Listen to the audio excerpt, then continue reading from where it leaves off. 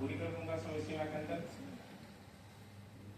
उसमें यह है कि जिस दौर में अमरकांत जी इलाहाबाद में आते हैं, उस दौर में समझना है कि वे क्या लेकर के इलाहाबाद आए थे। जो बात उठी थी शुरू में, जिस क्षेत्र में वे रहे, बलिया में, नगरा में, भागलपुर में, उस क्षेत्र में जो प्रवृत्ति थी, सामाजिक प्रवृत्ति, वो ये थी कि आजादी की लड़ाई में बलिया ने बहुत योगदान दिया था। 1942 का वह परिवेश वो देख करके उसमें शामिल होकर के तब आए थे इलाहाबाद, और सन 1938 में हाई स्कूल पास करके भैरव प्रसाद गुप्त आए थे इलाहाबाद। इन सभी लेखों को, जो बलिया के 4-5 बड़े लेखक हैं, देखिएगा ध्यान से, क्या 10 के आसपास में, ये सब आजादी के आसपास में अपना जीवन दर्शन, जो कुछ भी उन्होंने जीवन में अनुभव किया था, वो सब वो कथा साहित्य में रचते हैं। तो रचती क्या है कि जो बलिया और आसपास के क्षेत्र की मूल प्रवृत्ति है, वो आज भी बरकरार है, अभी मरी नहीं है। वो देखने वाले का दृष्टिकोण अगर हो तो देखेगा तो सामंतवाद है। बलिया और उसके आसपास की मूल प्रवृत्ति सामाजिक रूप से ग्रामीण क्षेत्र की, वो सामंतवाद है। और सामंतवाद का प्रतिरोध करने के लिए जो नौजवान उस जमाने में खड़े हुए थे, वो नौजवान बाद में चल करके हिंदी जगत में बड़ा स्थान स्थापित करते हैं। उन अनुभवों को लेकर के भैरव प्रसाद गुप्त और अमरकांत और तमाम लोग इलाहाबाद आए थे।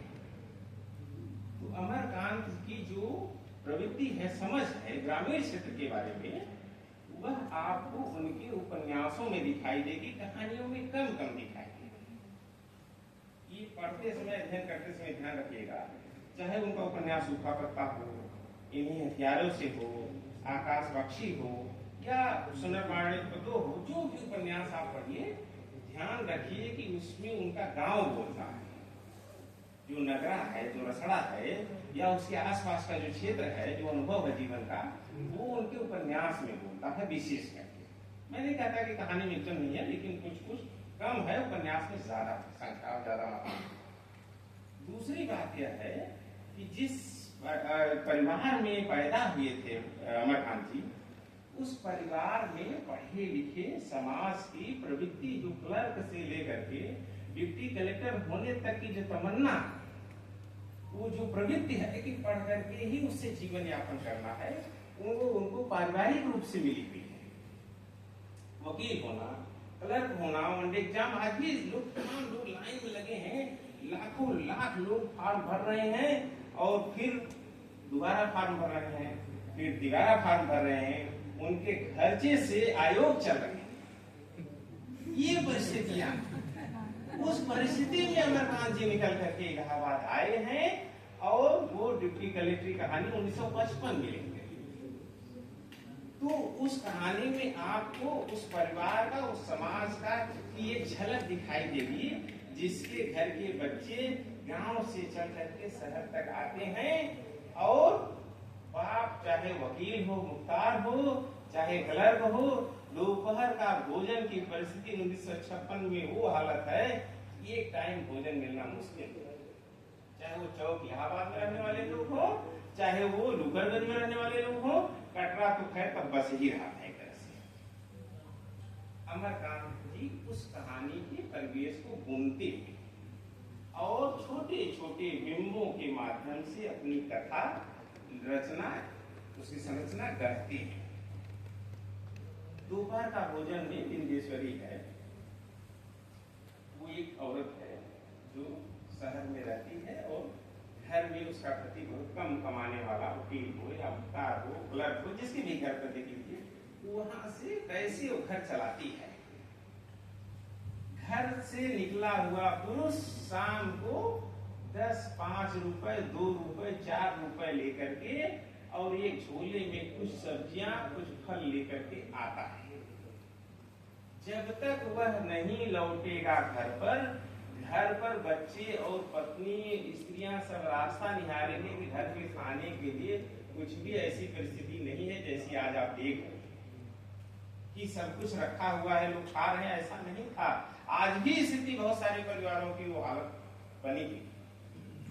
शहर में एक मध्य वर्ग है, एक निम्न वर्ग है, एक दलित तो गांव में ग्रामीण क्षेत्र में वो उस परिस्थिति में जी रहे हैं, एक मजदूर वर्ग है जो एकदम निम्न से निम्न स्थिति में शहर में जी रहा है, और एक उच्च वर्ग है जो सबसे ऊंचे स्तर पर शासन और प्रशासन में या व्यवस्था में या न्यायपालिका में या जहां भी कह लीजिए, आजकल तो बाबाओं को भी उसी में जोड़ लीजिए, वो सबसे शीर्ष पर है। समाज के शहर के भी कई हिस्से हैं, कई लेयर हैं। अमरकांत जी की का जो कैमरा है वो थोड़ा सा उस जगह पर जाकर के ठहरता है जिसके घर में सुबह में गया हुआ व्यक्ति शाम को जब झोला भर करके कुछ लेकर के आएगा तभी घर में रोटी दाल बनेगी, वरना परिस्थितियां नहीं होगी।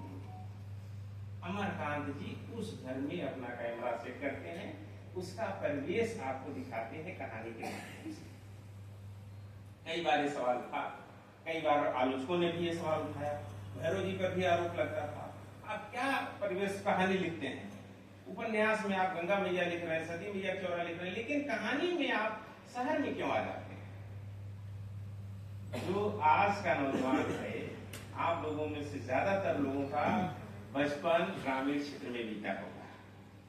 जवान होने पर जो तमन्ना है उसको पूरा करने के लिए आप शहर में। अमरकांत जी भी उसी में से, उन्होंने ग्रामीण क्षेत्र का भी जीवन देखा और शहरी क्षेत्र का भी जीवन देखा।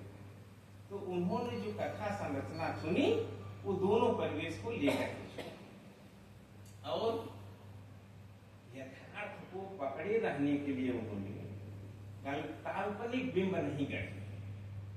चाहे डिप्टी कलेक्टर की कहानी ले लीजिए, जब रिजल्ट आना होता है या वो बच्चा फॉर्म भरा है नारायण और पिता उसके लिए तैयारी करने के लिए सपने देख रहा है, तो उस व्यक्ति के मन में कौन कौन सी चीजें उठती हैं वह बिंब खींचते हैं अमरकांत। और अमरकांत जी की एक विशेषता ये है कि वो यथार्थ को पकड़े हुए भी वो लिखते हैं कि वो शंकर जी के मंदिर में जाते हैं, चढ़ावा चढ़ाते हैं उसके पिताजी, और स्वप्न देखते हैं तो स्वप्न की व्याख्या पत्नी से कैसे करते हैं। ये सारे बिंब जो अमरकांत जी चुरा रहे थे वह निम्न मध्य वर्ग की विशेषताओं से चुरा रहे थे जो आज भी हाजिर है। आपके हमारे घर वाले भी इसी परिस्थिति में जूझ रहे हैं। कुछ भी बच्चा फॉर्म भर दे रहा है, घर वाले तुरंत मंदिर में चढ़ावा चढ़ा रहे हैं कि मेरे बच्चे का भला हो जाए, जबकि उनको पता है कि इससे कुछ होने वाला नहीं।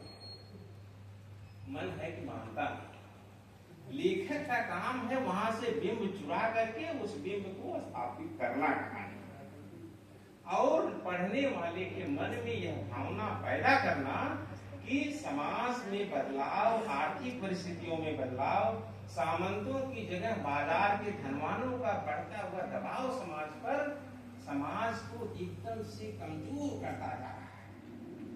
और लेखक दिखाने की कोशिश कर रहे हैं अमरकांत कि अगर समाज और परिस्थिति में बदलाव नहीं हुआ तो हम वहीं जहां खड़े थे वहीं खड़े रह जाएंगे। 1950-51 में इलाहाबाद आए थे अमरकांत जी, और हम जी रहे हैं 2025 में कुल 75 साल के, लगभग 75 साल की परिस्थिति हम लोग जी चुके हैं।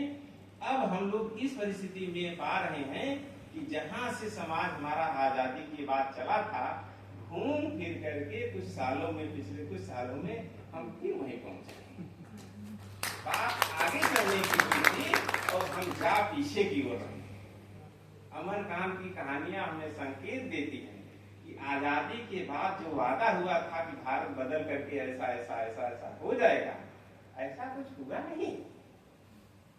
रेणु जी भी उसको पकड़ के कहानी लिखे, अमरकांत जी भी लिखे, भैरव जी लिखे, राजेंद्र यादव, सबने कहानी आजादी के बाद के परिवेश को कमलेश्वर वगैरह ने बनाया। लेकिन हम यात्रा में उस कहानी से सीख के गए कहां? अगर वही यात्रा, वही चीजें सीख करके, जो कहानी यात्रा, इतनी कहानियां पढ़ने के बाद भी हमारे समाज का बच्चा मंदिर में लाइन लगा के खड़ा है, तो ये तय मानिए कि अभी हम बदले नहीं हैं, वही हैं जहां अमरकांत जी खड़े हैं। अमरकांत जी जो संकेत दे रहे हैं हमने उससे सीखा ही नहीं। अगर हमने सीखा होता तो हम बदलाव की परिस्थितियों पर लाइन लगा के खड़े होते। हमें बदलाव चाहिए, हमें जनता की पक्षधरता के साथ जनता के बीच जाना होगा। यह अमरकांत जी की कहानियां संकेत कर रही हैं। भैरव जी जो संगठन बनाए, नई कहानी का आंदोलन खड़ा किया उन्होंने, उन सब कहानियों का तात्पर्य यह था कि वैज्ञानिक चेतना के साथ समाज आगे बढ़े। भारतीय समाज, हमारे संविधान की मूल पीठिका में ही ये लिखा हुआ है कि हमें वैज्ञानिक चेतना से अपने समाज का संचालन करना है। और हम जा कहाँ रहे हैं? अंधविश्वासों की ओर जा रहे हैं, परंपराओं के नाम पर रूढ़ियों के लिए जा रहे हैं। तमाम लड़कियां, तमाम स्त्रियां, तमाम समाज के नवयुवक बेरोजगार छटपटा रहे हैं मछली की तरह, बिना पानी से निकाल दी गई मछली की तरह समाज छटपटा रहा है।